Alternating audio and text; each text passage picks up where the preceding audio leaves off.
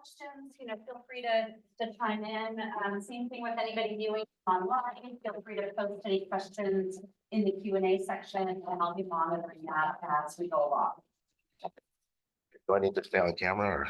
The camera is not on you. Okay. I'm strictly focused. Oh, good. Okay, excellent, good. Okay, because I might need to sit down. 2 calls a day already, and I've had about 100 in the last month saying that there's been changes in Medicare and they want to help us. Yeah, we'll talk about this because my name's Matt Santelli, by the way. I work at the Pierce County Aging and Disability Resource Center as their education and outreach specialist. So we'll go over on Medicare, things like that, bringing up because Medicare fall open enrollment is coming up. It starts October 15th and goes till December 7th. And that's important because every year during open enrollment, if you're on Medicare, you can make changes for your coverage going into the new year.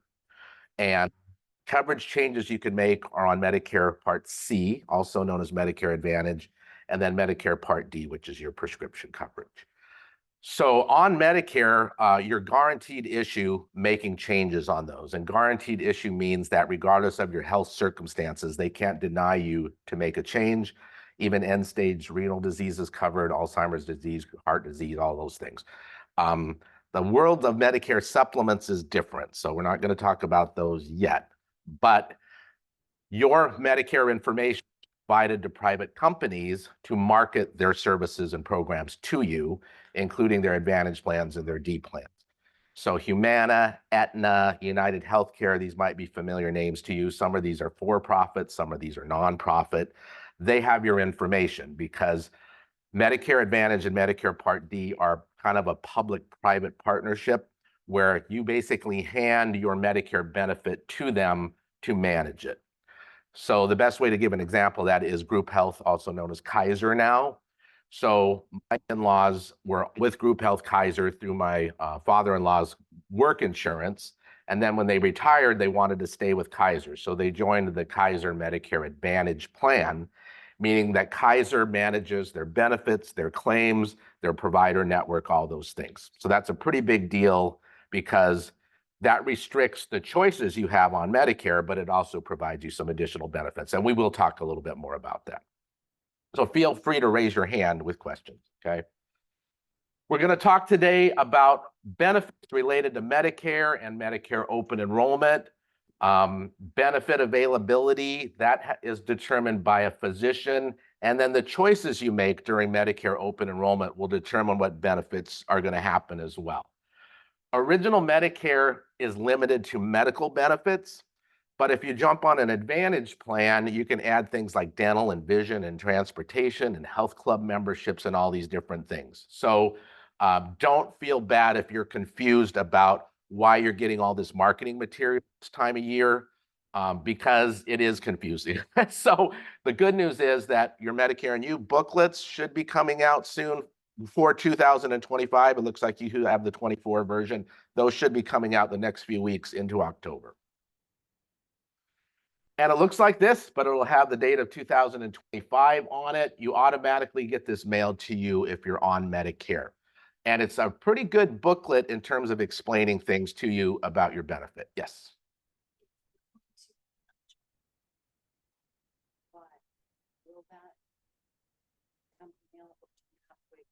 It should come to you as a new Medicare beneficiary. So you're starting on it. You should end up getting this in the month you go on to the Medicare Part B. Yeah. And we'll talk a little bit about the different letter categories. Yeah. Yes. Online and they can't hear the question. So could you just paraphrase the question and then? Perfect. Yeah, I always forget to do that. Thanks for the guidance. So Medicare world does not have Medicare offices, okay? Social Security offices double as your Medicare offices. In my experience, the Social Security staff know a lot about Social Security, not so much about Medicare. So we'll talk about other outlets you can go to get good information about your Medicare benefit. All of the Social Security offices are open again post-COVID. You don't have to go there to Medicare to enroll with your Medicare A or B. You can also do it online. You can call. You can do it to the mail, even by fax. Again, the offices are open for you to go in there to get Social Security cards, Medicare replacement cards, things like that. They're really more like Social Security offices in terms of the expertise, though, than they are Medicare offices. You can go to socialsecurity.gov. You can go to medicare.gov to learn more. That's the number for Social Security. The number for Medicare is here down below, and we'll get printouts to everybody about this. It's looking like the cost of living adjustment on Social Security, for those of you who received the cash payment on Social Security, is going to be around 2.4%. I heard it could be around 2.5%. So you'll be getting the notices on those usually in December, where you get the award letter going into the new year where it'll say your benefit is increased by this percentage amount. Okay.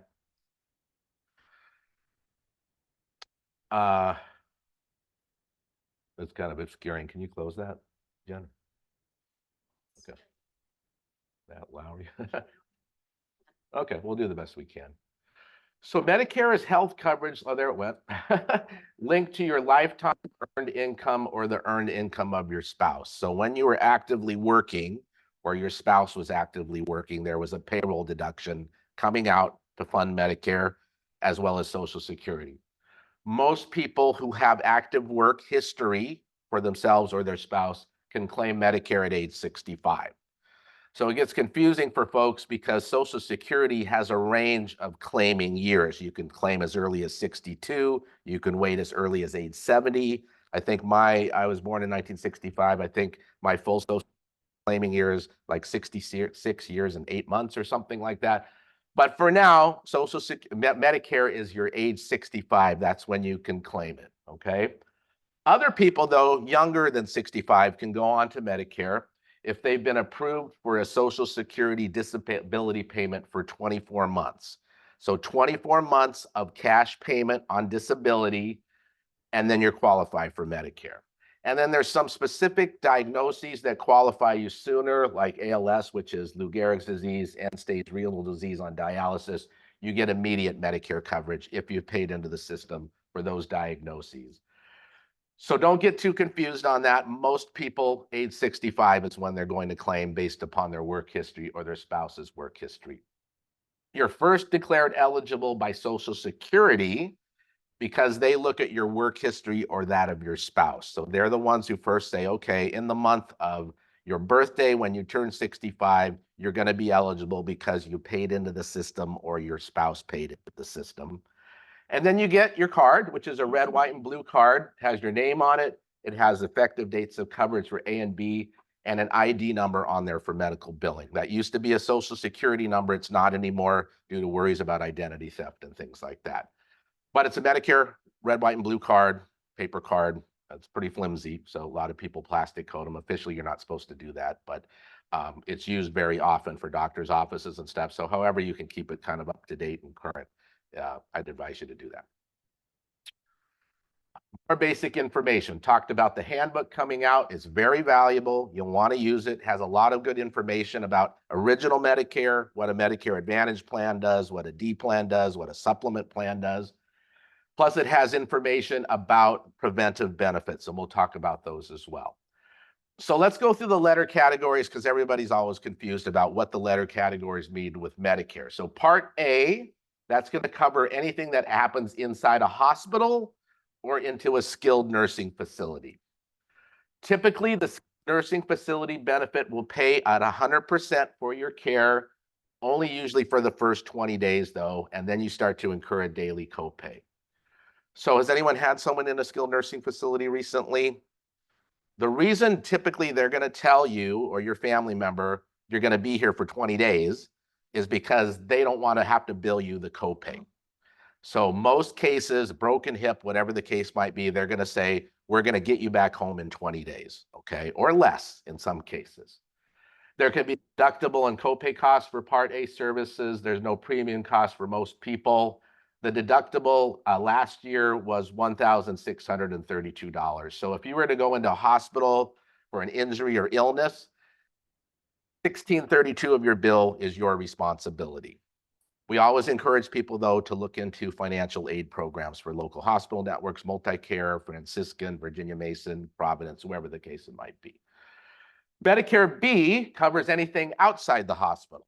physician visits, lab work, diagnostic, in some rare cases, medications and medical supplies. So there's been good news on Medicare in terms of them adding more benefits. Acupuncture is covered now for 12 annual visits to treat chronic lower back pain. Part B has premium, deductible, and copay costs. This last year, $174.70 a month to be on Part B, and the deductible was $240. I don't have the numbers on 2025 yet. Part B enrollment can be delayed without penalty if your spouse is still working or you're still working. So my wife's a good example. She turned 65 before me, but she's on my county medical insurance. So we added her Part A. So she's got a Medicare card that just says Part A in the month she was turned 65. She doesn't have a Part B card because there's no point for her in paying the premium because it's not going to help her in any way. But the A will help her if she's hospitalized because it'll coordinate benefits with my work insurance, so we won't have any out-of-pocket expenses, okay? This confuses a lot of people. Active work is the key here. Active work, okay? You or your spouse has to be actively working for you to delay that B enrollment without penalty. Otherwise, it's a pretty egregious penalty. It's 10% of this premium for every year that you did not enroll when you were supposed to. It used to be even more egregious than that, where you had to enroll later, January, February, March, and the start date was July. They've changed that so that it's still January, February, March, but the start date's the following month. So we have clients that thought they were going to be totally healthy in their older adult years who never added Part B. They looked at this price and said, I'm not going to pay that much for medical coverage. If you don't pay that and you don't add your B, you cannot find other coverage because you're supposed to go on Medicare Part B when you're eligible for it. And the reason is they don't want people jumping onto B later when they're super sick. They want to collect those premiums from healthy, younger Medicare beneficiaries. So that's why the penalty is so egregious, because you're never going to escape that penalty if you don't enroll when you need to. And it has to be active work. So people are aware of what COBRA is, right? COBRA is what you can pay to keep yourself covered on employer insurance for like 18 months, I think. COBRA is not active work, okay? Leaving the country where you can't use Medicare and dropping your Part B, that does not count as active work, okay? So you're going to come back to the US and you're going to be penalized because you didn't keep your B active when you were living overseas. We've had this happen to a lot of people. They decide they're going to be an expat. They move to Costa Rica, whatever the case may be. They're happy as a clam.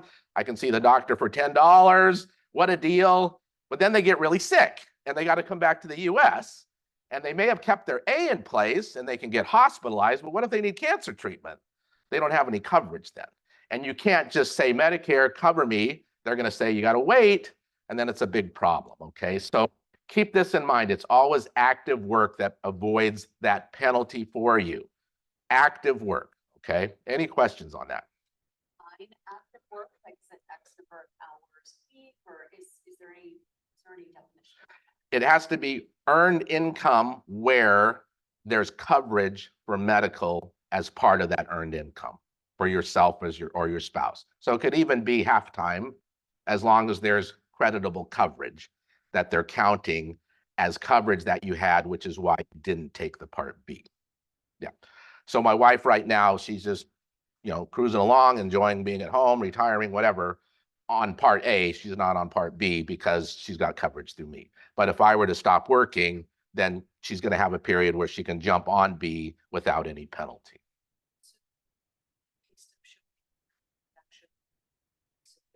Yes. So typically, say, when she's not on B and say I retire next year and she needs to go on Medicare, when she contacts Medicare or Social Security, I think would still have eligibility, they're going to say, we need proof that we're not going to penalize you based upon the fact you had coverage through your husband. And they're going to ask for some sort of proof. Now, they may ask for something more, like from an HR department that says, up until September of 2024, both the employee, me, and my wife were covered on the county medical plan. But you have to have something that says that's what the case was. Any other questions on that? Okay, so then continuing the alphabet rules, Medicare Part C is also known as Medicare Advantage. Anyone in the room on an Advantage plan, as far as they know? Oftentimes people don't know they're on an Advantage plan. So an Advantage plan can modify the A and B and drug benefits under management of contracted providers like United, Humana, Aetna, Kaiser. They can have their own premium deductible and copay costs. There's networks of physicians who contract with the plan, and it's pretty much still guaranteed issue like we talked about. So people always question, well, why am I on original Medicare? Do I lose it if I go on an Advantage plan? And open enrollment is where you make all these decisions. You don't lose your original Medicare, but it's managed by another entity. So Kaiser is the best example. What does that mean if you join a Kaiser Advantage plan? Well, it means if you have a favorite doctor on the corner here in Milton, you're out of luck because you've got to go to a Kaiser network doctor, go to their facilities, their diagnostics, all those things. That's what happens when you go to the Advantage plan world. Now, some Advantage plans, like Humana, Aetna, they do have a wide variety of network doctors. So you could potentially go to the doctor on the corner with a Humana or Aetna plan, but still you have to adhere to their network benefit coverages. People do join the plans, though, for things like dental, vision, health and wellness. Sometimes they have transportation they can provide to you. Some of them even provide things like home delivered meals.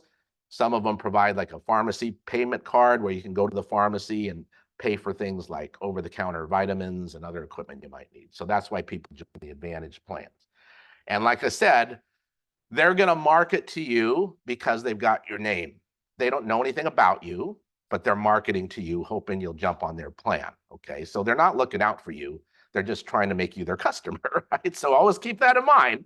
You're going to get bulletins. Sometimes you'll get Medicare bulletin, you know, or you're going to see these TV commercials with Jimmy Walker or Tom Selleck or all these people that should know better, who are on these ads for these companies trying to convince you that your original Medicare is no good. You have to join an Advantage plan. You don't have to do anything during open enrollment, but you do want to dig into the benefits, okay, and find out if it's right for you to jump on an Advantage plan or not, right for you to jump on a D plan or not.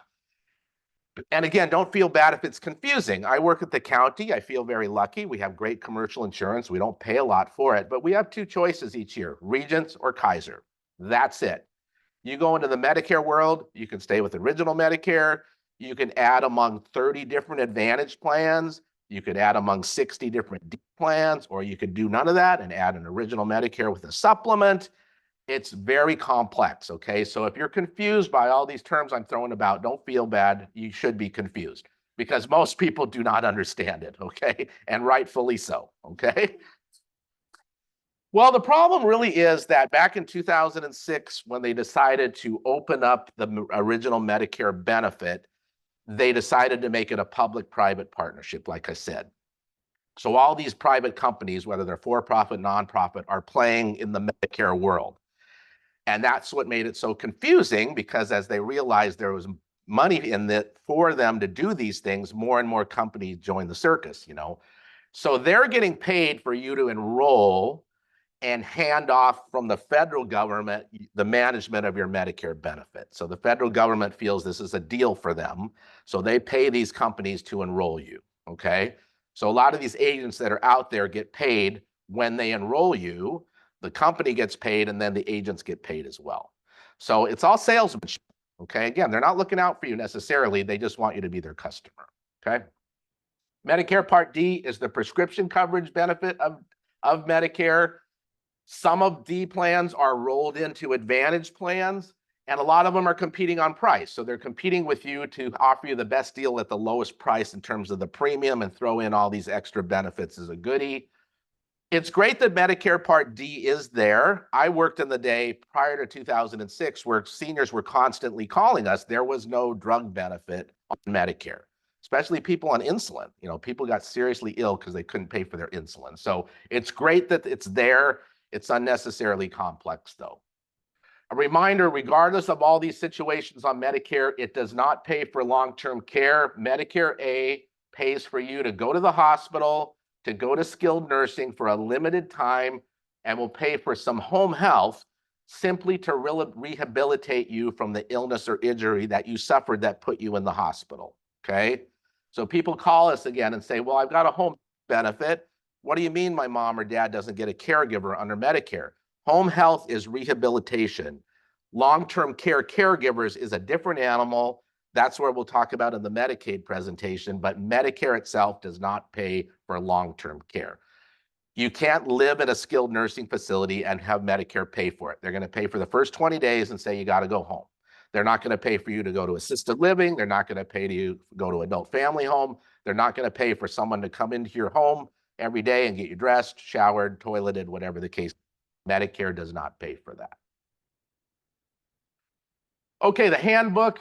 Last year is the date I got on there. There's a new one coming out. The last year booklet had a lot of great stuff. So I don't know what page numbers the new booklet will have.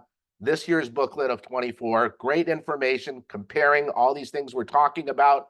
The Part B covered services is the really big deal. The new booklet will have those in there. It's like 20 pages, 25 pages of covered benefits under B. Many of them are preventive services.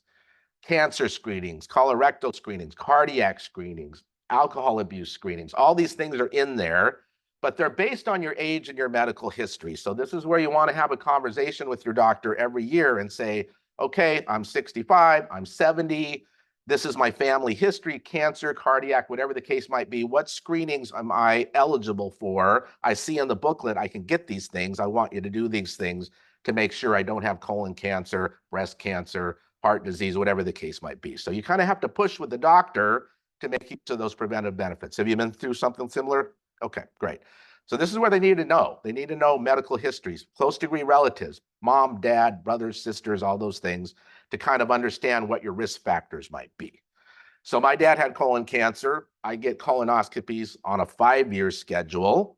My wife's family had a lot of cardiac issues. So with Medicare, she gets the cardiac screenings every year, the stress tests and things like that.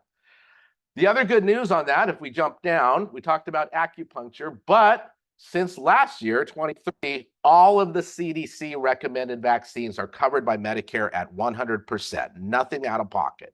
You can get shingles, RSV, pneumonia, influenza. Updated COVID boosters are coming out now, Pfizer, Moderna, Novavax, to cover the new variants that are circulating. So again, make sure you get these. Shingles especially is a huge risk factor for bigger problems for older adults because it causes a pretty significant inflammatory response in your body that can be long lasting and can even affect your brain functioning. Anyone in the room? You've had it, right? It's awful, right? How long did it bother you? Oh, it's probably about 2 to 3 months. Yeah.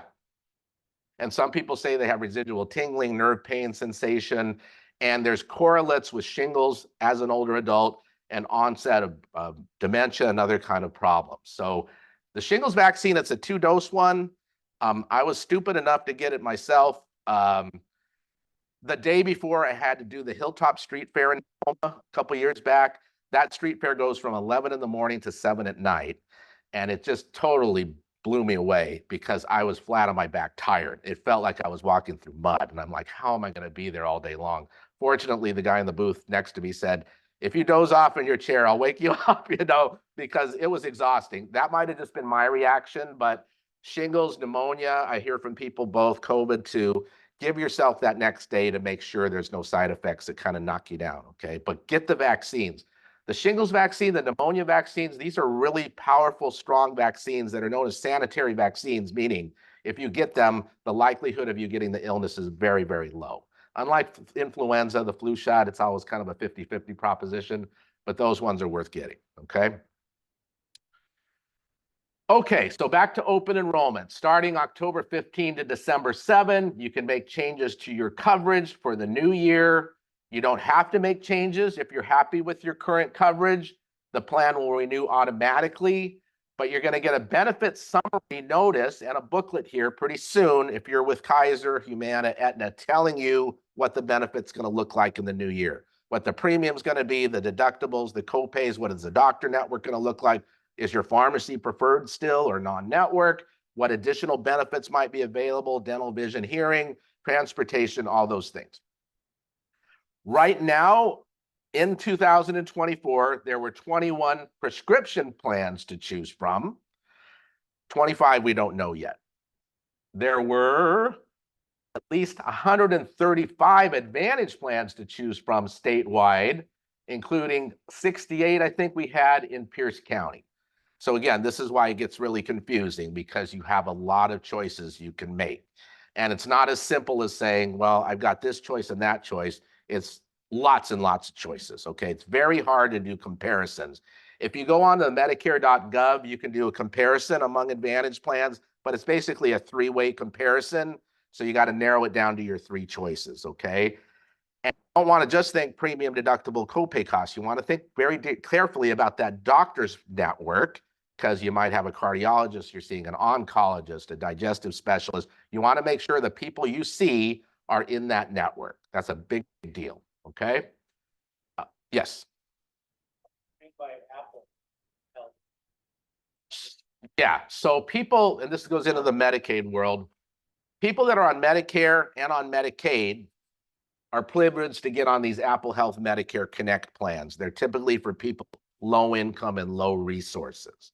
So if you were on Medicare and Medicaid, you could get onto an Apple Health plan that has thousands of dollars of dental coverage, thousands of dollars of vision coverage, transportation, and all these things. And so they're kind of a subset of the Advantage plans for the lowest income, lowest resource people who typically correlate with the highest disease profiles. So it's the state and federal government saying, we want to give these people a lot of benefit because we know that they're prone to a lot of illnesses and injuries, okay?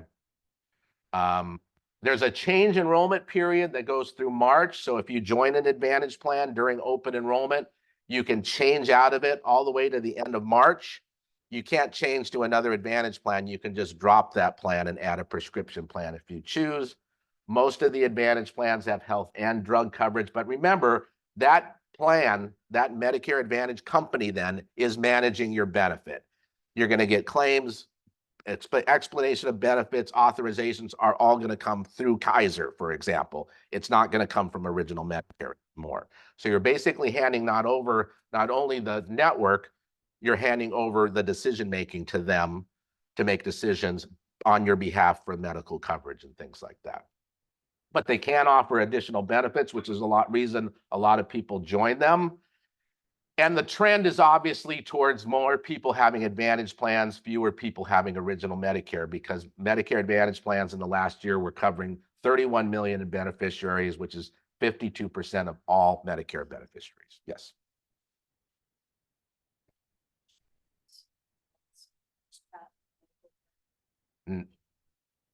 Okay, so the question is, do any of the Medicare Advantage plans address expat medical care? So if you're living overseas, some of the Advantage plans will have some emergency medical coverage. Original Medicare itself ends if you leave the country. So that's something, if it's important to you, you definitely want to check if on an Advantage plan they have some out-of-country coverage. Good question. Okay. We just talked about Apple Health Medicare Connect a little bit. Again, these are for Medicare and Medicaid clients. They get a lot of additional benefits because of the risk factors they have for illness and injury. So we'll skip that. Okay. So if the prescription drug coverage, basic Medicare Part D, one thing everyone was always upset about was what was known as the donut hole or coverage gap. So when Part D first out, it basically had an initial coverage period, usually a couple $1,000s worth of coverage, and then you would fall into a gap where there was no coverage, and then you would get covered again. So we would have people again on insulin. They would get coverage for insulin the first few months of the year, then none. They're paying out of pocket. And then usually they paid so much they fell into a higher catastrophic coverage area by the end of the year. So the coverage gap is gone. And next year, they're also going to be putting a cap on your prescription out-of-pocket costs. So next year, the most any of you would pay on Medicare, total out-of-pocket for your medications is going to be capped at $2,000. So this is really good news. This is a really great development because people were paying a lot more than that for cancer medications, cardiac medications, insulins, and things like that. So next year, Once you have paid out of pocket $2,000 for your prescriptions, you're going to have 100% coverage. So this is really good news. The other thing they did a couple of years ago is they capped the insulin costs at $35, any type of insulin for a 30-day supply. So the most you'd be paying is $35 for your insulins. And that's across Medicare and all the drug and advantage plans. Okay, so that's good news. Even so, they can impose restrictions on your prescriptions, generic drug substitutions, quantity limit, step therapy, prior authorization. They do not cover anything made at a compounding pharmacy. A lot of people go to those to get the different elements broken down. That's not considered a pharmaceutical. And they consider generics to be the same as brand. So once your medication goes to the generic world, they're going to tell you the generics, the cheaper alternative to the brand, and sometimes they won't even cover the brand anymore. Yes, sir. You said that they're gonna cap the cost at $35. Is that $35 a month or? $35 for a 30-day supply, and that's happening right now. So injectables or oral medications that are brand, yeah, should be. So make sure they're doing that, because under the Trump administration, they could choose to participate. Under Biden, he said, no, everybody has to maximal price $35 for a 30-day supply. So that's what should be happening right now. One of the frustrating things on the insulins for years has been that there's no generic equivalent to brand name insulin. It's all brand name. And that's was the problem people were running into. The prices were going to hundreds and hundreds of dollars a month. So that's why they decided to cap it. Okay, so again, the D plans, the things you want to think about: premium deductible, copay costs. Is your pharmacy preferred? Are any close to home? Any mail order options? My wife does a lot of mail order with Kaiser. It seems to work fine for her. Are all your medications covered in the plan formulary? And making sure that the insulin's capped at $35. It should be by rule now. And then the same with the advantage plans. You're thinking premium deductible cost, pharmacies, medications, doctor network, all those things, and any enhanced benefits like vision, dental, and hearing. One thing I would warn you on the doctors, if you're looking at an advantage plan, most of them don't send a big, long phone book of doctors anymore. They used to do that. Typically, you have to go online. In my experience, just because a doctor's showing a network online, that doesn't necessarily mean they're actually in that network. So I always remind people to do a double check. So if you're looking at a Humana plan and it says Dr. Jones is in their network, call Dr. Jones' office and saying, are you happy with Humana? Are you sticking with them? Because that might be the current status, but he might have chosen to jump out of that network in 25. Because for years, there's been this back and forth. The advantage plans, do they pay in a timely way? Do they pay the doctors enough? Do they deny coverage for things that the doctor might think you need? Because you join an advantage plan and they can authorize or deny services that you might need. So this is another thing you want to be mindful of. The good news is year to year, you can make a change. So you can be in Humana in 25, you can be in Aetna in 26, you could drop them all for 27 and go to original Medicare. It's entirely up to you what you do year to year, but you're pretty well locked into that choice for the year. Yes. I'm following up on your $35. I just, yesterday, I'm diabetic 2. Okay. My doctor has ordered Ozempic, and Humana wants $135. So that's probably a 90-day supply then, right? Or no? I don't know that. Okay. The most there should be able to pay if it's for diabetes is $35 for a 30-day supply. Now, that might be the standard 30-day supply, so maybe he's thinking you need more than that in a 90-day look. So that would be the things you'd want to ask about. Please do, yeah, because that is the rule. Now, Ozempic's also being prescribed for things that are not diabetes related. Yes. Yeah. Yes. Yeah. So this is where it's getting tricky. They're using it to control blood sugar, but it's not necessarily an insulin. And sometimes it's being considered for the secondary effect of weight loss and things like this. So yes, this is where it gets, thank you for the correction on that. Appreciate that. Yeah. Very good to know. Okay. Okay. So we've been talking about open enrollment, advantage plans, D plans. To further confuse you, there's also what are known as supplement or Medigap plans. This is a different world because it's not guaranteed issue. They can do a health screening, they could deny your enrollment, and you're only open to guaranteed issue in the first year you come on Medicare Part B. So my parents back in the day, they had original Medicare and a supplement through United Healthcare. So they would pay $250 a month each to have this backup plan, and the backup supplement plan just pays for anything their original Medicare didn't pay, deductibles, co-pays, all those things, okay? It doesn't control your network. It doesn't actually add any additional benefit. It's just a pass-through second payer. Is anyone familiar with supplement plans? So in my view, Medicare world, they don't want these supplement plans to exist much longer because they want everyone to be in an advantage plan. And their plan seems to be working because 52% of all you enrollees are in advantage plan now. I always used to tell people to join an F plan. The supplement plans are letter category A through N. If you had an F plan, basically any out-of-pocket costs with your original Medicare for doctor's visits, hospitalizations were covered at 100%. Apparently, Medicare didn't like that. They didn't like the idea that you weren't paying anything for your medical care, even though you were paying a premium and you were paying a supplemental premium. So they got rid of the F plan. So a lot of people then said, forget about it. I'm just going to join an advantage plan. So if you have a supplement, you're fine. You can keep it. They're getting more expensive year to year. The premiums are going up. But choices among new plans, I think pretty soon in the next couple, 3 years, you're going to hear that the supplement world is gone. That's my own view. I could be completely wrong about that. But all the action seems to be in the advantage plan world. Okay. So what do you want to do if you want to make a change? You can call Medicare. If you looked and chosen a Humana plan and you were in an Aetna plan, you can call Medicare and they'll make the change for you. You can go online, medicare.gov, and plug in that new plan in the plan finder, and it'll set you up. New plan will start January 1, old plan will end. We're really encouraging people to call SHIBA. This is a network of volunteer Medicare counselors who are authorized and supervised by the state of Washington Office of Insurance Commissioner.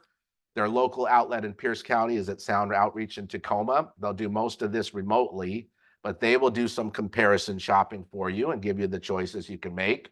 You can go to the Healthcare Providers Council, of which I'm a network, look in their directory online and find a Medicare broker. And then once you enroll in that new plan, your old plan automatically drops out. So you don't have to call them and saying, I'm stopping with Aetna, I'm starting with Humana. You start with Humana, Aetna will drop out automatically, okay? So it's a pretty easy process to make the change in the new year. You just want to make sure you've got your ducks in order in understanding the consequences of the change, what benefit is that going to give to you, what potential pitfalls are there, and make sure you're very clear-headed about that. Now, one thing I'll say about the complexity here, my son, who's now a PhD level biochemist researcher, he lives in Zurich, Switzerland. He spent a year as a SHIBA advised counselor when he was in Bellingham because he had a friend who was the local SHIBA manager, and she asked him if he would do the work. And fortunately, I knew a lot about Medicare, so he would call me with questions, and he put a year in there. And he said that year of advising SHIBA was the most stressful year he had beyond anything he did with his studies, because of the complexity, because of the unique problems people would bring to him and say, well, this is my situation, the changes year to year. So if you're confused, don't feel bad. He's a very smart guy, and he was confused about Medicare world. So it is very confusing. There's no doubt about it. One thing I always want to tell people too about Medicare world, there are what are known as Medicare savings program. These programs are for low income folks to pay their Part B premium. There's no resource limit on those some savings programs anymore. We can help you apply for them through our county office, and I'll put the flyers out about those if you want to grab those. The single person income has to be below $1,752 a month. Married couple, if you're a single person or a spouse in a married couple, I think it's $2,300 a month, but they don't worry about your resources. So if you were single person below that monthly, married couple below that monthly, you could potentially jump on a savings program and have your Part B premium paid by the state. Oh yeah, $1,752 and $23. So that's the Medicare savings program. And then there's also extra help to help pay for prescription costs, $18.43 a month single, $24.85 a month married, but there are some resource limits there, $16,620 for a single, $33,240 for a married person. The nice thing is if you were to qualify for a savings program, you automatically get onto extra help. So that's a nice thing. So what you were saying, sir, beware of third-party telemarketers calling you to change your Advantage plans or offering to do some sort of enrollment for you. By law, they can't call you out of the blue. You have to have already had some level of contact with them. 6 a.m. this morning. Yeah, that's, and there's, yeah, absolutely, it should, because by law, they're not supposed to be doing that. We ran into problems where we were hearing from clients that they'd said no, and they still ended up being switched to another plan. So just don't engage with them. Don't talk with them. Just hang up the phone once they start selling you, because they're very shady. They're not operating within the legal confines of the program. They're just kind of hanging out there, and they're probably getting paid by the Advantage companies to do what they're doing, but they shouldn't be doing it. There's no way to really avoid getting all the mailings you're going to get. You're going to see the radio ads, the TV ads. You're going to probably get emails, all those things. Again, they don't know you. They're just trying to make you their customer. That's as simple as I can get it. It'd be no different than a car dealership sending you something in the mail. They don't know anything about you. They just want you to be their customer. Again, COVID reminders, current boosters should be available, Pfizer, Moderna, Novavax very soon. Plus, as of October 1, free home testing kits are going to be available while supplies last. That's the internet address for that. That's a CDC internet address. You'll be able to order 4 testing kits.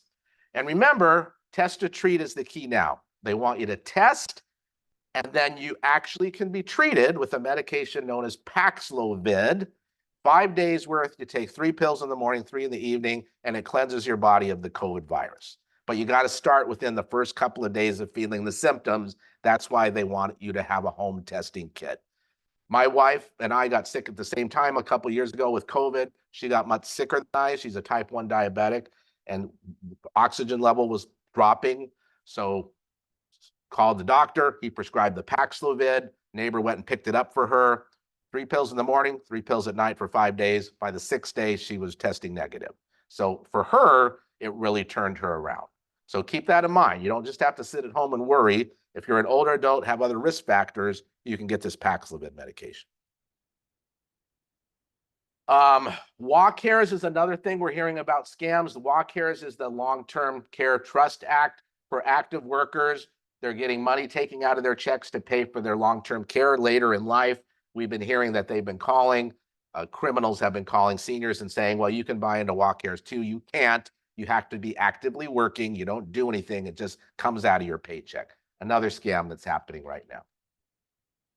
More information, last page of the handout, our office. You can call. I'm the Medicare guy in the office. If you have a question, they'll send you through to me. You can call the Office of Insurance Commissioner, Sheba. You can call Medicare. KEPRO is an organization. If you're unhappy with a provider who's billing you on Medicare, you can call them. Sheba, we talked about again.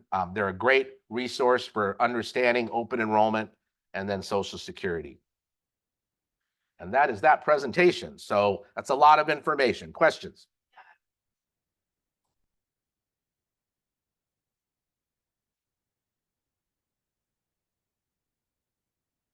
Yes.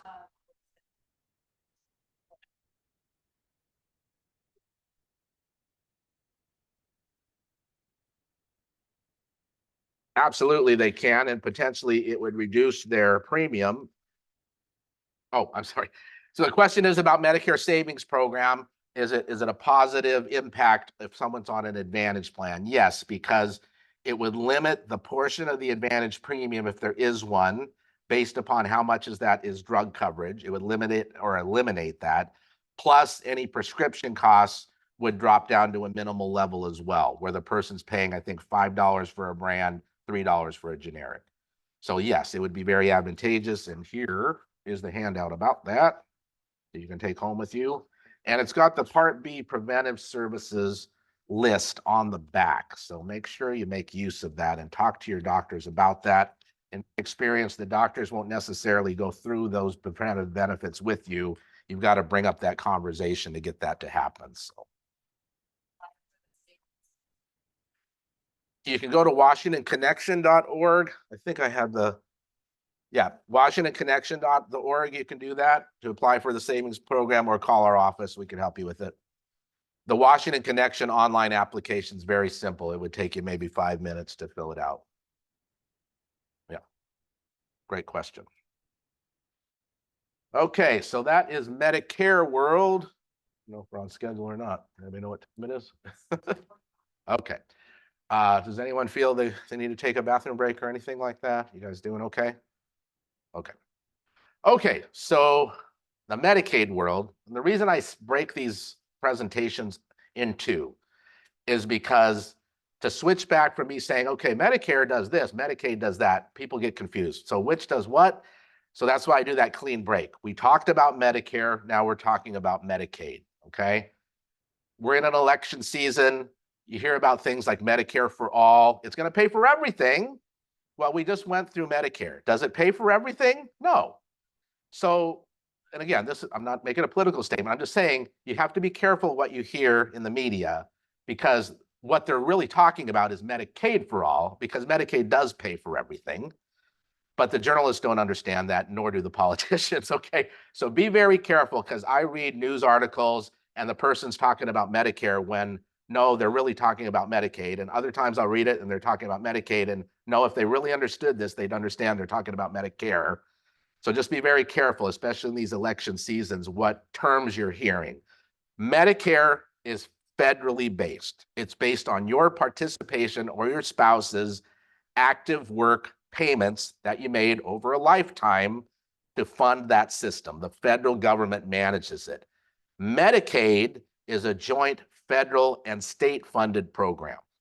So your Medicare world, you have that Medicare benefit, whether you live in Washington, you move to Arizona, Florida. You might be able to make different choices on Advantage plans, D plans, depending upon where you live. But that Medicare benefit, you don't need to start it over when you go to Arizona or Florida. You don't need to call Medicare and say, oh, by the way, I'm moving. Medicaid world, it's specific to the state in which you live. So if you leave Washington and move to Arizona, your Medicaid ends. You can't use your Medicaid in Arizona. You would have to apply for Arizona Medicaid, okay? Because it's controlled state by state. Yes? Isn't it true, though, that if you're on a Medicare Advantage plan and you move to another state, you may have to change or notify your provider, because it is based on where you're living, right? Yes, so great question. The question was Advantage plans if you move to another state. So some of them, like Kaiser, is kind of a coastal coverage. So potentially you could stay with Kaiser, you move to California, but they're going to have to modify your coverage to connect with that network there. Humana is the same. I think they got locations in other states, but you're going to have to join a local Humana plan. So you're correct. Typically, when we used to go to the trainings at CMS in Seattle, they would tell us the regions are Alaska, Washington, Oregon, Idaho. So they're one region that is managed locally. But even so, on an Advantage plan, Pierce County's plans can be different than King County's plans too.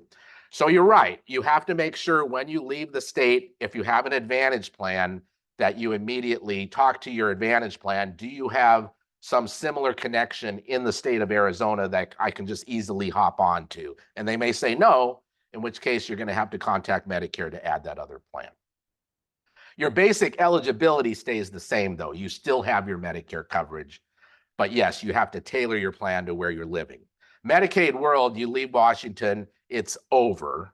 You have to start new in that new state and do a state application with the rules that that state imposes. So that's the difference there. Okay. So we're going to talk about Medicaid programs, about our senior disabled clients, friends, family members, neighbors. We're not talking about KID or temporary aid for needy family programs. Those are relevant to families with children. When I use the term resource for Medicaid, that's the same as asset. So those would be things that you own that are typically cash vehicles or mutual funds, bonds, things like that. So if I say the resource limit is $2,000 or the asset limit's $2,000, I'm telling you that those are things that you have in the bank, money in the bank, money in an IRA, money in an investment fund, whatever the case might be, a second home. A lot of the assets you own are exempt though. Your home is exempt, it doesn't count. The belongings in your home are exempt, your car is exempt, okay? A burial plan is exempt. But other things you own are considered to be liquidable assets, okay? And again, I'm talking about Medicaid as I researched it for today's presentation. Eligibility is based upon DSHS looking at your case. In some cases, that's a financial look and it's a functional look as well. And the rules do change. The legislature can make change to the state of Washington's programs. They add waivered services to expand programs. Sometimes they end programs. And again, that's a state by state kind of decision. Okay, so like I said, a few things to remember about Medicaid. It's not transferable. You come up here from California, you got to apply again in Washington. You leave Washington, go to Arizona, you got to apply in Arizona. The review today is going to look at programs for single and male adults, not look at children's program. A key change and difference here, Medicaid's often confused with Medicare. Medicaid does pay for long-term care. So I was adamant in saying Medicare does not. So if you're in that nursing home 20 days, Medicare says you're done, they quit paying. Potentially, if you applied for Medicaid, those remaining days, as long as you stay there, could be paid by Medicaid. Same with assisted living, same with adult family home, same with care in your home. As a reminder, Medicare's health coverage for age 65 or younger disabled. It does not pay for long-term care or in a care facility. Medicaid eligibility across different types of programs is always linked to income and or resources. Some Medicaid programs also require that you show you have a functional need for a specific type of caregiver services at home or in care. So remember, Medicare, age 65, you paid in, you can go on Medicare. Medicare, 24 months after disability, you qualify, you can start your Medicare. Medicaid, they can say no, depending upon your situation. Medicare world, they can't say no. You can be the sickest person in the world. They still have to give you your Medicare. As long as you paid into it, they can't say no. Medicaid world, they can say no. More important things, Medicaid applicants are required to provide DSHS with consent to search your financial records going back 5 years from the date you applied. This is known as the look back period. And that period is used to determine if any disqualifying resource transfers may have occurred. They will find those. They will find those. They will find those. So if someone comes to our office, I used to do direct service with clients and they would say, here's my financial situation. I'm confused about the paperwork. Can you help me do an application?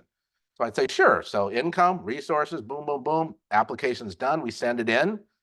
DSHS worker looks at it and say, we've got your name on a title to a property in Georgia. Is that your property? Oh yeah, that's where my sister lives. But you own the property, right? Yeah. Why didn't you declare it? Well, that's where my sister lives. It doesn't matter. They're going to find it. So we tell people, I'm putting on the paper what you're telling me. I'm not responsible for what you're telling me.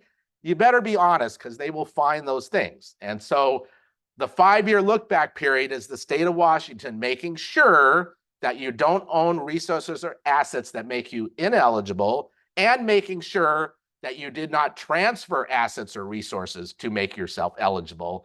And that's why the look back period is called what it is. They're looking back 5 years to make sure you weren't gaming the system or hiding assets that you own. Some Medicaid programs have look back periods, others do not. Regardless, the waiver of the look back period of a recipient moves from one program to another does not exist. So there's one program called Tailored Support for Older Adults, provides care in the home, does not have a look back period. But if you need more care than that program provides, you jump onto another program, you go through the look back period. Just because you don't have it here doesn't mean you don't have it over there. Also, some programs have what's known as a state recovery, which allows the state of Washington Office of Financial Recovery to recover the Medicaid funds they spent on your behalf at age 55 and over. In the event that a spouse incurs a state recovery upon death, there are protections in place for the surviving spouse to delay that estate recovery. So this is where people think, oh, if I go on Medicaid, the state's going to take my house. They're not. What they're going to say is, we're counting every dollar that's spent for your care. And if you own your home, great, it's exempt. We're not going to count it as resource. However, the Office of Financial Recovery will send a notice to whoever the executor is when you die, saying there's money owed, $25,000 as an example. And if you can't pay it, we're going to have a lien against that property, which is not recoverable until such time as the property is sold. So if you're on Medicaid as the husband, you're getting care in the home, you die, does the wife get thrown out of the home? No, but she's not going to get full value when she sells it either, or when she dies, the heirs aren't going to get full value because the state's going to recover the money they spent for your care. Does that make sense to everybody? All of it, though? Well, it's generally the dollar amount that was billed against you. I've seen people have a $20,000 notice. I've seen people have a $200,000 notice. It just kind of depends. Now, I've never seen it recovered other than against real estate. But it would be very difficult for the state to attach a bank account. They don't like doing that. So I've never seen it happen other than if someone owned real estate. Okay. Okay. So what typically happens in those situations is we have to do a lot of explaining to families so they understand that, because they immediately think, well, you know, dad's going to have to sell the house, mom's going to have to sell the house. As long as you're getting care in the home and you're living there, you're held harmless. If you have to move out of the home as a single person into care, then the state's going to give you probably 6 months to a year to let you keep that house while you're selling it. But at some point, they're going to tell you, we're not going to pay for your care anymore, because you can sell that home and use those proceeds to pay for your care. So they're going to give you a little bit of a break, but not a lot. Again, they're going to hold the spouse harmless. They're not going to tell the spouse they have to leave the home. Spouse can live there as long as they want, but the heirs then will take that penalty, because that money be assessed at the time the property is sold, after the heirs have possession of it. Okay, so quick guide to today's presentation. We're going to talk about modified adjusted gross income Medicaid. I like to call it walking around Medicaid. SSI Medicaid, that's disability linked.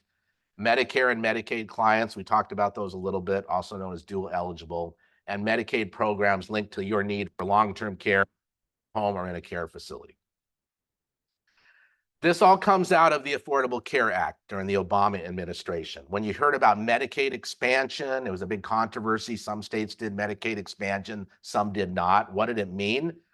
It basically meant that certain states like Washington, where Medicaid became linked to income only, it was no longer linked to disability or resources or functional need from the Affordable Care Act. That was Medicaid expansion. Back in the day, before that happened, we always understood Medicare to be an aspect of you being aged, blind, or disabled, and having resources or not, having a certain level of income or not. Magi Medicaid's different. It provides health coverage to adults ages 19 to 65 who are not incarcerated and who are not on Medicare. So here's an example. You might have someone like this in your family. Example, Joe's age 27. He has no income. He has $5,000 in the bank, which he saved when he was employed. He quit his job several months ago because he wanted to move in to take care of his mother, not planning to return to work since he needs to stay home to care for her. Not disabled. He's fully healthy, not receiving any disability or SSI benefits. He applies for Magi Medicaid and is approved because of he's having no income, even though he has some money in the bank. This is very different than where we'll be very soon in the presentation. So you could have a son, grandson, niece, nephew, finish college and say, I don't really feel like working, but I'm worried about my medical care. So can I get Medicaid? Yeah, they could. You might have given him $50,000 when he left school, and he still doesn't want to work. He's still eligible for Medicaid. Walking around Medicaid, they do not have to be disabled. They don't have to be low resources. They just have to be low income. Okay, that's brand new. Didn't used to be like that prior to the Affordable Care Act. And so the income eligibility, last time I checked, $1,732 a month. So even if that guy was working while taking care of his mom, as long as he was under $1,732 a month, he could qualify for Medicaid. So he could even work part-time potentially and be on Medicaid. You cannot be on Magi Medicaid once you turn 65. The Medicare world to qualify Medicaid is very different, but you have to take Medicare when you're eligible. So we've had people that have taken early retirement, drawing a minimal amount of Social Security, have money in the bank, who go on these Apple Health programs, which is great. It kind of bridges them till age 65. They go on Magi Medicaid. But as soon as they turn 65, all the rules change. All of a sudden, they have a very strict income limit and a very strict resource limit. So then they tell us, well, screw it. I'm just not going to go on Medicare. I'll stay on this great Medicaid that I'm getting everything for. Like, can't do that. As soon as you're Medicare eligible, the state's going to send you a letter that says, tough luck.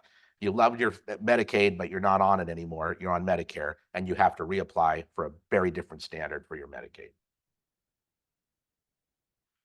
And then there's SSI Medicaid.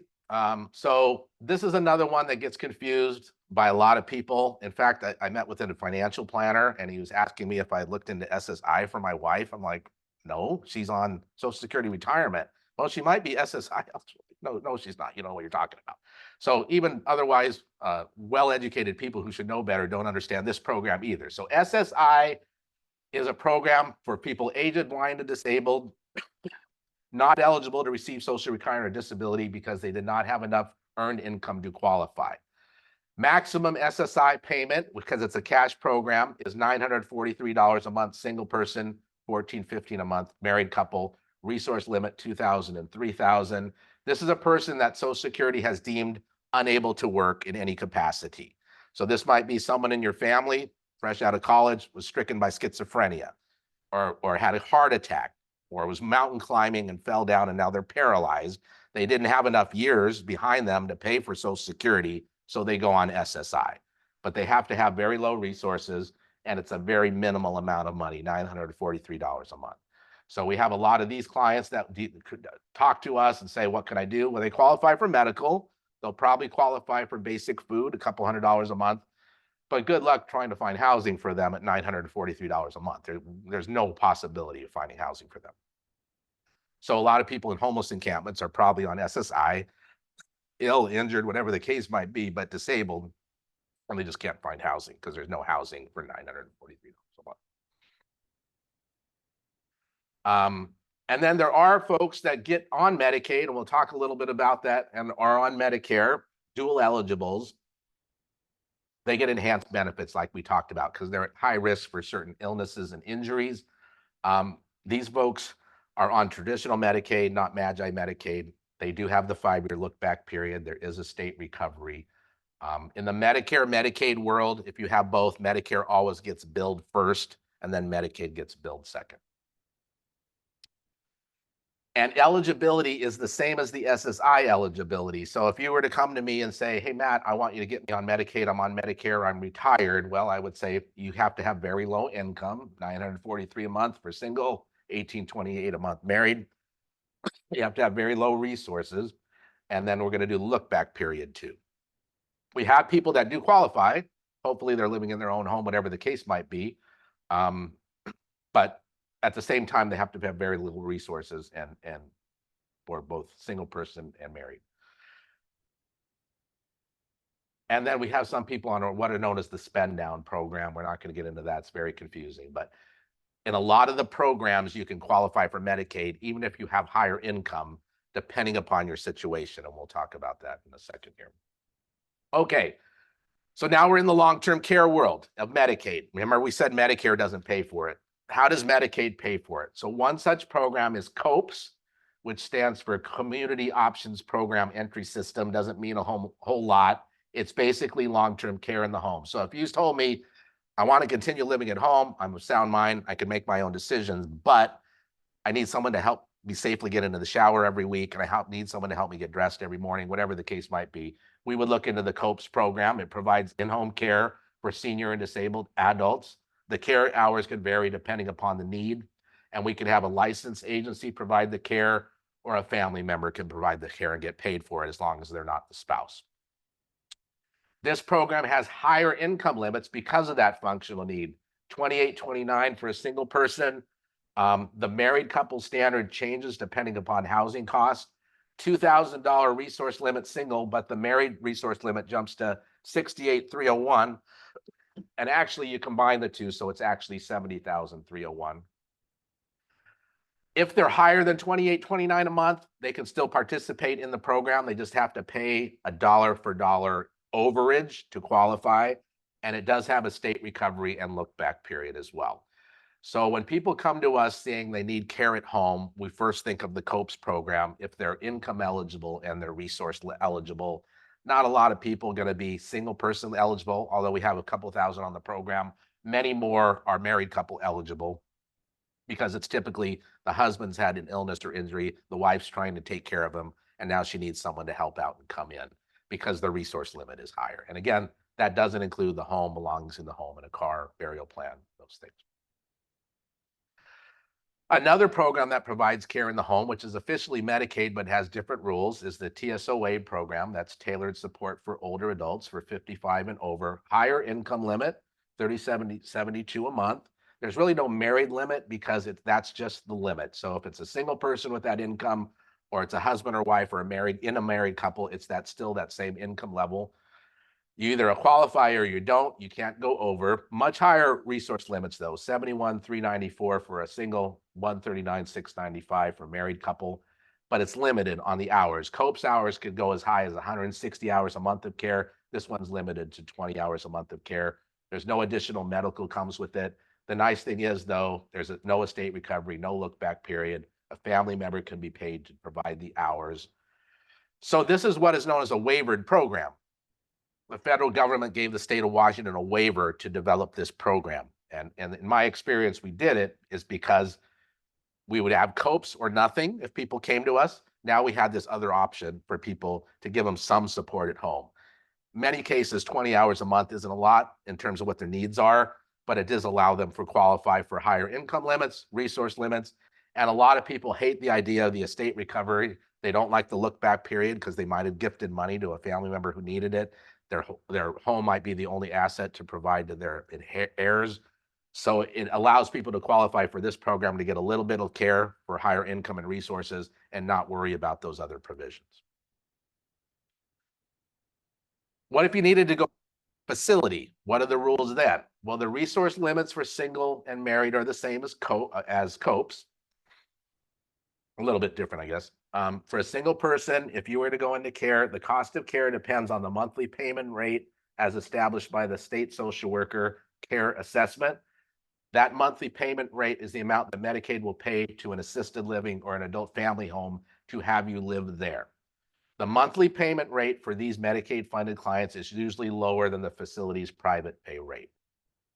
So the deal here is, you've all seen these beautiful buildings going up around town. They're assisted livings. Typically, sometimes they're assisted living, plus they have memory care, plus they also have skilled nursing on site. Most of those beautiful buildings do not take Medicaid funded clients. And the reason is that Medicaid payment rate is probably going to be anywhere from a half to a third to a half less than what a private pay person in those buildings is going to pay. So family members will call us and say, Dad only has $2,000 a month income. He doesn't have any money. And I'm calling these places and they're telling me it's $8,000, $9,000 a month. Well, that's true if he was a private pay client. The problem is we only have a very few facilities that are willing to work with us on the Medicaid payment rate. There's basically 4 assisted living facilities. There's Charlton Place in South Tacoma. There's Northwest Retirement, Mid-Tacoma. There's Cascade Vista, downtown Tacoma, and Cascade Gardens in South Tacoma. That's pretty much it. As far as adult family homes, there's 200-300 adult family homes all across Pierce County. And an adult family home is not a building, it's a neighborhood home where a nurse or a medical professional owns that home and staffs it to take care of, I think, a maximum of 6 people. They each have their own room. That's where my mother-in-law ended up. My dad stayed in skilled nursing. My father-in-law stayed in an assisted living facility. So there are options there. It's just a matter of limited options if you're walking through the front door on Medicaid. Now, some of these places will tell families, your dad's got $100,000 in the bank. Great. He can move in. He'll spend that down over the course of the next year. And then once he's spent down to Medicaid eligibility, close to $2,000, we'll keep him here on a Medicaid contract. Everybody's happy. Problem with that is there's no real binding oversight on those agreements. Plus, facility managers come and go pretty quickly sometimes. Plus, facilities themselves are bought and sold pretty quickly sometimes. The trend we're seeing here in Pierce County and nationwide is the big investment firms are realizing there's big money in senior care. So what used to be Tacoma Lutheran Home is now LSAO Lutheran Home. I've never heard of LSAO. Apparently there's some big conglomerate that owns a lot of medical care facilities. Narrows Glen down by Titlow Park and not far from my house near the Narrows Bridge. That's Cozier at Narrows Glen then. Who's Cozier? I don't know. But there's some big medical conglomerate that decided to start buying facilities here in Pierce County. So buyer beware. We hear a lot of people telling us, oh, this is going to work out great for dad. I hope it will. But sometimes those Medicaid funded beds are few and far between in those facilities that otherwise want private pay clients, okay? They do a lot of marketing to keep their beds filled. And right now, most of them are doing a good enough job that they haven't contacted us and said, hey, we want to admit Medicaid people through the front door. They just don't feel it's worth their while financially because they get paid so much less to take a Medicaid client than they do a private pay client. But let's say you did make it through, you're living at a Medicaid funded facility, say Cascade Vista downtown. What does that look like? Well, if you've got $2,000 a month income, like we said, you'd have to spend down as a single person to $2,000 to get through the front door on Medicaid. You're going to pay all of that $2,000 to the facility. You get to keep $100, and whatever difference there is between what you're paying them and the Medicaid approved rate is, the state of Washington is going to pay that for you. So again, family members call and say, how are we going to pay? Even the Medicaid rate's more than dad's income. You're not on the hook because the state's paying that difference. But you're going to be on the hook because dad's going to be calling you saying, I only have $100 a month left. I can't even go out to lunch. What am I going to do? Well, you're going to need to fill those gaps because if he's a smoker, he's not going to be able to buy cigarettes. If he likes to travel, he's not going to have money to travel. If he likes to buy new clothes now and then, he's not going to have money to do that. So this is where it gets very difficult. This is why a lot of clients say, forget it, I don't want to do that. Well, they don't get healthier when they tell us that. They just get sicker. So they end up in the hospital anyway. But this is something we always want family members to know. And believe it or not, that $100 is up from what it was. It was like $72 forever. When I started in this business back in the day, I think it was $38. That was 30 years ago, however long ago I started working, longer than that. And now it's $100. So that amount that you get to keep hasn't gone up very much over the years. Any questions on that? Is that pretty clear for folks what Medicaid world looks like for care in a facility? Okay. One acceptance to the financial participation rule occurs if the client's married, then the client pays $740 of income to the care facility, and income above that amount can be kept by the spouse. So again, we have spouses call us and say, oh my gosh, I'm going to be impoverished if my husband has to go into that facility and pay all his income. A lot of his income takes care of me at home. Well, there's safety in that because they allow the living expenses from the husband's check to get allocated back to the household. So when we talk about these married couples examples, they only look at the income of the person needing the care. They're not going to take your income. And in fact, they're going to let you borrow some of that income for your household expenses in most cases. So let's go back to the single person example. Jean, she applies to be in an assisted living facility to take care of because she has care needs. Monthly Social Security is $1,000. Do the care assessment. The Medicaid payment for her care is going to be $2,400 a month. She moves in. Out of her $1,000 a month, she pays $900. Facility gets, she gets to keep $100. State pays the remaining cost of care. So it's pretty straightforward. I think probably got the numbers wrong on that, but sorry about that. Double check that. So again, there's no overage that anybody's responsible for, but the amount you get to keep is very minimal.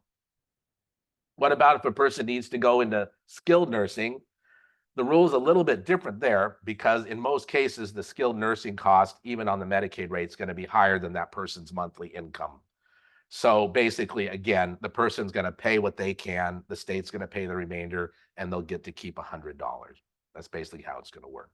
So they're always probably going to offer you, if you're in skilled nursing, after that 20 days and you need care, they're going to say, do you want to apply for Medicaid? That's what they asked me about my dad. Well, he had a lot of rental properties, so he wasn't going to qualify. And I said, no, we'll just keep him here private pays, which is what we ended up doing.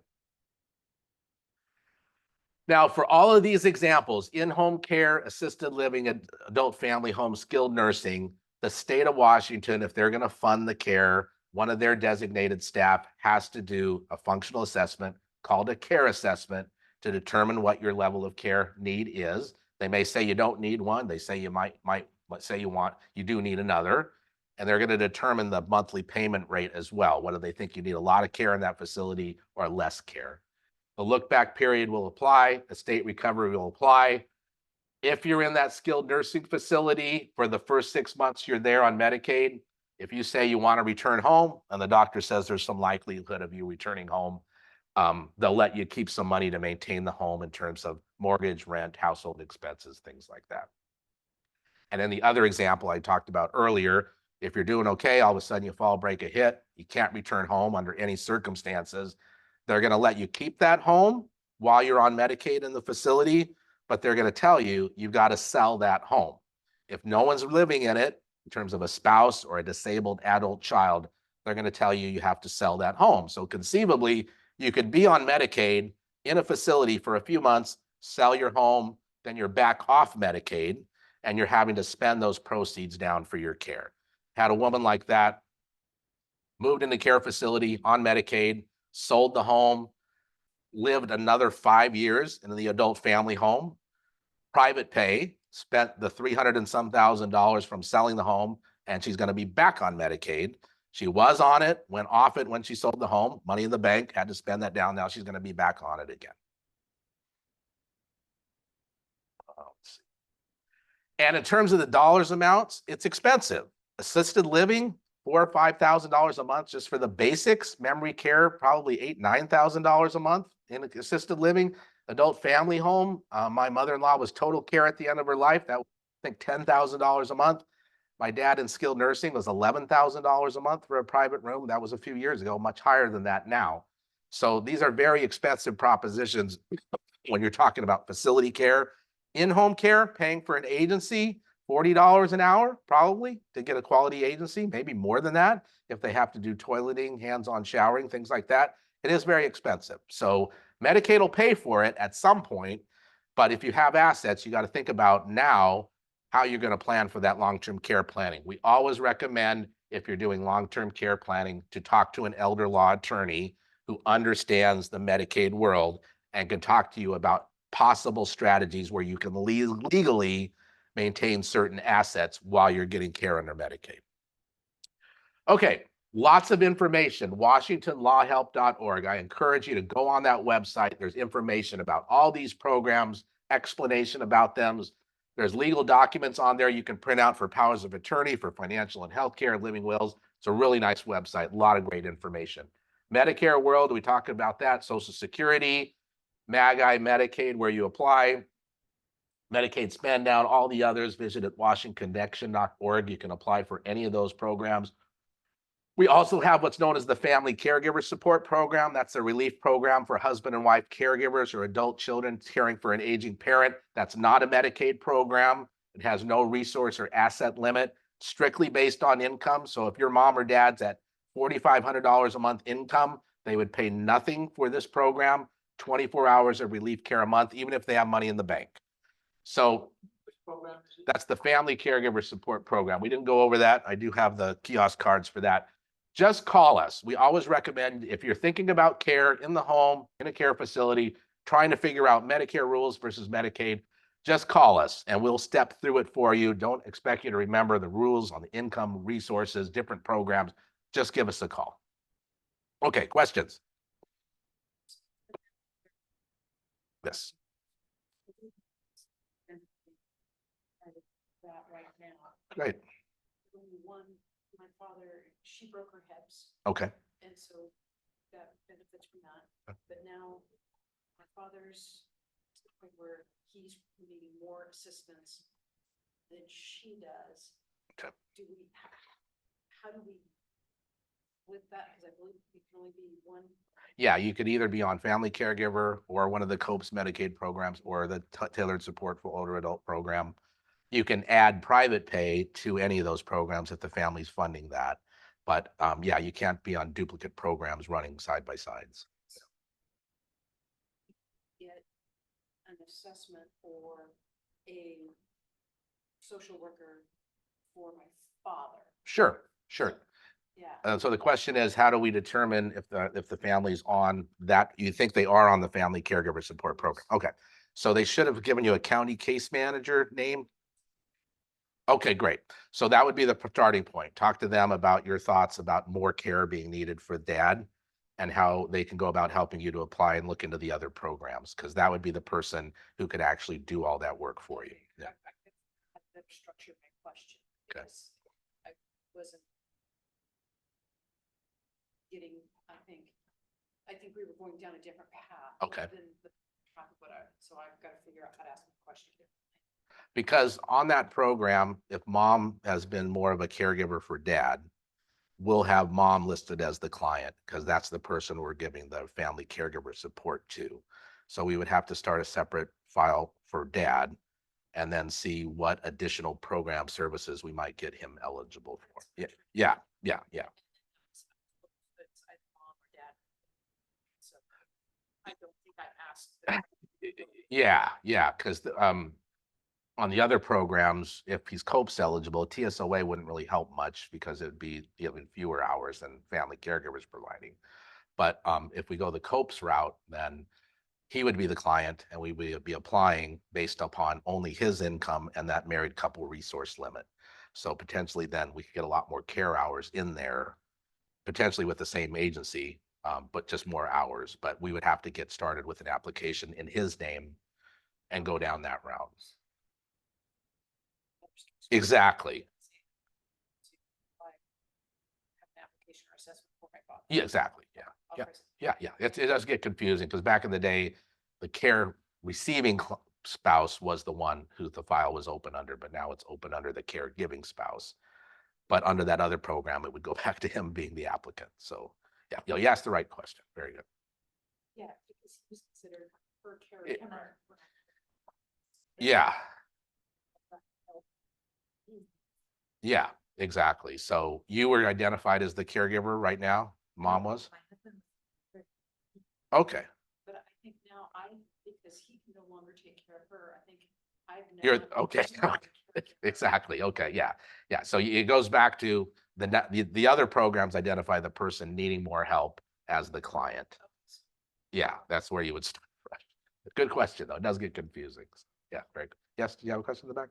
Ma'am? I do, my mom is currently in assisted living, cash paid, that, and I've signed.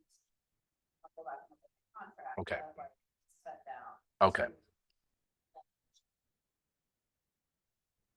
Yeah. Okay. Have a time frame of recommending when to start that Medicaid application process of like, when you hit this much, because like, Yes. how long does it take, you know? This is an so her question, no, this is ex- this is an excellent question. So her question was, it's your mom right now, who's in a care facility, as we described, private paying down and coming down towards that Medicaid funded resource limit of $2,000 or thereabouts. And what's a good timeline to think about making that application for her to go from private pay to Medicaid funding? So we call that the burn rate. You're kind of looking at the burn rate of her monthly payment versus what money's in the bank account or whatever the case might be, at which point it's going to be exhausted. We say 90 days. Yeah, we want to say 90 days because what's going to happen if you apply before that, they're going to say, well, she's not close enough for us to take a look at it. 90 days out is usually where they'll take a look at it. So you're kind of at the mercy of the financial worker determining whether it's worth their trouble to look at it. Typically, from the time you do the application, what happens is there's a financial worker that gets assigned And then they also assign a social worker who's going to do the care assessment of her in the facility to approve the Medicaid monthly payment rate. Those folks are typically scheduling out a couple of months. So the financial worker might have one view, why am I doing this so early? But the reality is you're going to cut it too close if you wait longer than that, but they won't schedule it prior to that either. So I would say 90 days prior to the month where you know you're going to jump to Medicaid funding is when you want to do it. And you're going to be putting on the application resource numbers that exceed the limit. So if you go on Washington Connection, there's usually a box at the end where you can put comments in. So the comments you'd want to put in there, we understand her assets are above the Medicaid limit, but her burn rate is such that within the next 90 days, she'll need Medicaid.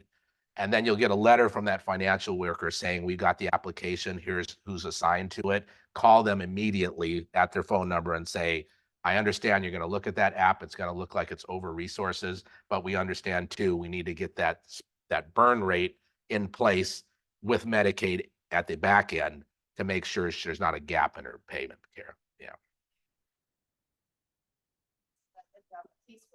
Yeah. Yeah.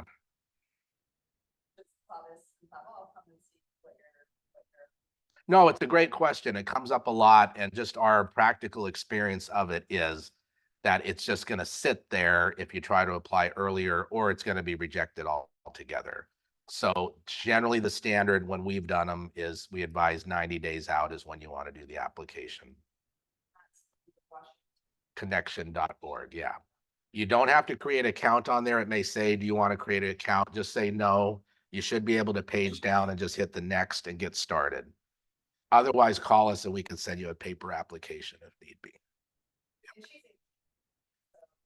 Yeah, we could still print out the paper application. It's still the same. That's a statewide website. The paperwork's all statewide. So yeah. Great question though. That's good. Yes. Or you mentioned elder law attorneys. Would Washington Law Help be a great place for resource to find qualified elder law attorneys? So the question was on elder law attorneys, where you find one. You can call us 798-84600. We have a list of those that have helped consult with us at different events and things like that, who are always willing to talk to folks following presentations we've done. We'll probably give you a list of like 20 different ones, all of whom are well aware of the Medicaid rules and things like that. Because it's really, you'll find folks who are out there giving financial advice who don't understand the Medicaid rules and want to do shortcuts that can really run some problems with you. We've had family members who have been told, just transfer your house to your son and daughter. Don't worry about it. You can't do that, So they'll advise you what you can do, the legal steps you can take to do whatever vehicles they can help develop for you where certain assets are maintained for the benefit of the family member who's needing the care, but it's not all spent on their care either. So. Any other questions, anybody? Okay, thanks so much for coming. Feel free to call us with any questions. I got some other handouts there at the end on the table there. If you want to grab them. And you can always just call us about any programs we talked about today. We can give you the guidance on the phone. We have 3 people on the phones. We pick up within a couple of minutes of you being on hold, if that long. So don't get discouraged if you get put on hold. You get picked up pretty quickly. Next, Wednesday, a week from tomorrow, Sumner YMCA, there's a fall prevention expo, 11:30 to 1:30. You do not have to be a member to attend. They'll have you kind of consent when you come in and take a photo of you. You need to show your ID.